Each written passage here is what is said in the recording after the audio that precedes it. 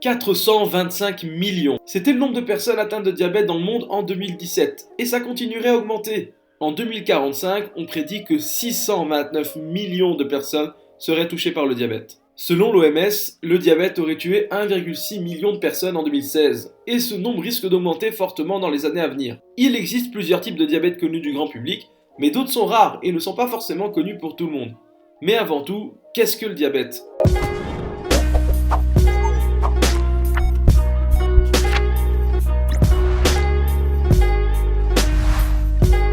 Le diabète, c'est une maladie chronique qui se caractérise par un grand taux de sucre dans le sang et un mauvais fonctionnement de l'insuline.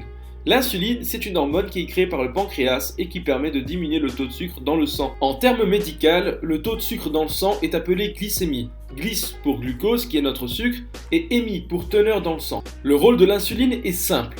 Prendre le sucre dans le sang et le donner aux cellules afin d'avoir de l'énergie. Le sucre, c'est une de nos principales sources d'énergie, et cela permet ainsi à nos cellules de travailler correctement. Faites attention, le pancréas possède des cellules qui produisent de l'insuline, mais aussi des cellules qui produisent du glucagon, qui fait le contraire de l'insuline, augmenter la glycémie. Alors à jeun, on devrait avoir une glycémie comprise entre 0,7 et 1,1 g par litre de sang, et celle-ci augmente lorsque l'on mange. Avant d'expliquer les différentes formes de diabète, nous allons casser quelques mythes. Non, tous les obèses ne sont pas diabétiques, non, tous les diabétiques ne sont pas obèses, et oui, si on est diabétique, notre urine est sucrée. Pourquoi ? Parce qu'avant d'uriner, nos reins vont travailler afin de filtrer et de transformer une partie de l'eau de notre corps en urine. Cependant, avant d'uriner, on va y retrouver du sucre. Mais ce sucre, notre corps, aussi radin qu'il soit, va le récupérer. Ainsi, nous ne devrions plus retrouver de sucre dans les urines. Sauf que si une voiture n'a que 5 places, elle ne peut accueillir que 5 personnes et non 6. C'est pourquoi lorsqu'on est diabétique et qu'on a énormément de sucre, notre corps va récupérer le maximum, mais il n'aura plus de place pour le reste et donc une partie sera évacuée dans les urines. Il y a 3 formes connues de diabète. Le diabète de type 1, de type 2 et gestationnel.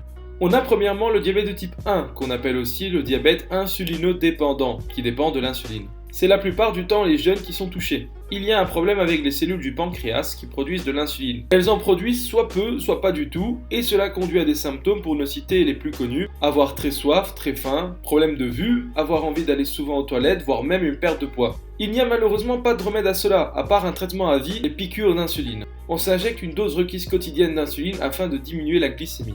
Concernant le diabète de type 2, qu'on appelle également diabète insulino-indépendant, car il produit de l'insuline, c'est la plupart du temps des adultes en surpoids ou obèses qui mangent énormément de sucre qui sont touchés.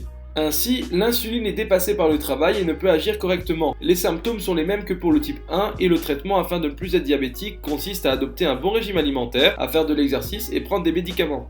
Il faut savoir que 90% des diabétiques sont de type 2 et que l'obésité est une maladie qui touche de plus en plus de jeunes. C'est pourquoi le sport et une bonne alimentation sont importants, surtout chez les plus jeunes. La dernière forme de diabète connue est le diabète gestationnel, qu'on appelle également le diabète de grossesse. C'est une forme de diabète qui ne touche que les femmes qui sont enceintes. Cela se développe au cours du 2e trimestre de grossesse et c'est caractérisé par une intolérance au glucose ainsi qu'une augmentation de la glycémie.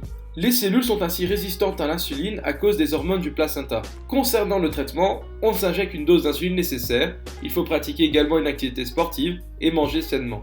Malheureusement, il est possible que le traitement du diabète de type 1, 2, voire même gestationnel ne se passe pas comme prévu et cela peut amener des complications graves comme des problèmes cardiaques, de vue, de reins et même une amputation à cause du sucre qui est toxique à grande dose. Dans le cas le plus extrême, il peut même amener la mort. Il existe d'autres diabètes plus rares et moins connus, comme le diabète insipide, où on boit beaucoup d'eau et on urine beaucoup, le diabète néonatal après la naissance, et même un prédiabète. On a une haute glycémie, mais pas suffisamment pour dire d'avoir le diabète, ainsi que d'autres diabètes plus compliqués et plus spécifiques. Finalement, le diabète n'est pas une maladie à prendre à la légère. Elle est une des plus mortelles dans le monde, surtout avec le développement des fast-foods qui entraînent la malbouffe dans le monde. Peu importe votre profil, il est important de se faire dépister, car le diabète peut se transmettre d'un ou des parents à l'enfant. Merci à vous d'avoir regardé la vidéo. Si celle-ci vous a plu, n'hésitez pas à liker, à partager et même à proposer des sujets médicaux en commentaire. Abonnez-vous si vous ne voulez rien manquer et vous pouvez nous follow sur Instagram et Twitter. À la prochaine, prenez soin de vous.